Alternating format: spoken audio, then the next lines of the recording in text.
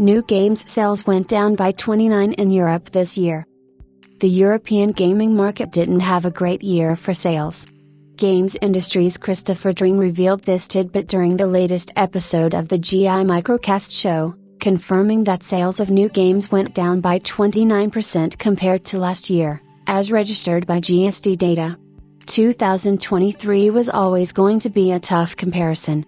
Last year saw the release of games like Baldur's Gate 3, The Legend of Zelda, Tears of the Kingdom, Resident Evil 4, Street Fighter 6, Super Mario Bros. Wonder, Marvel's Spider-Man 2, Hogwarts Legacy, Starfield, Diablo 4, Mortal Kombat 1, Star Wars Jedi, Survivor, and Final Fantasy XVI, just to name a few.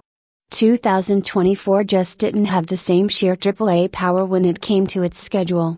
Dring admitted as much in the podcast while also singling out two games that underperformed, Star Wars Outlaws and Dragon Age: The Veilguard.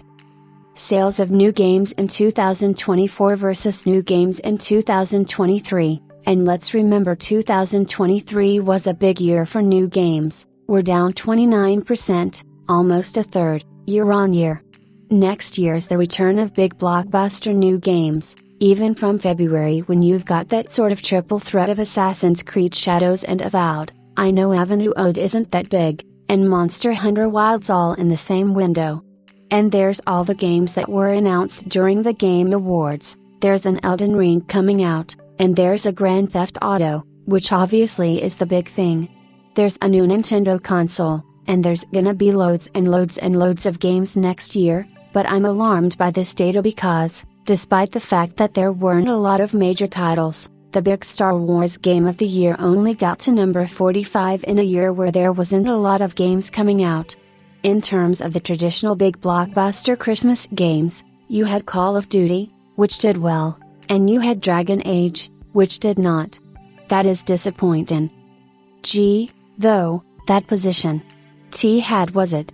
Dragon Age had the market to itself and it couldn't find an audience, and that really is scary as we move into the following year. Star Wars Outlaws and Dragon Age: The Veilguard ranked number 14 and number 19, respectively, when it comes to the new games European chart. But switching to the full chart that also includes games released in previous years, they dropped to number 45 and number 68.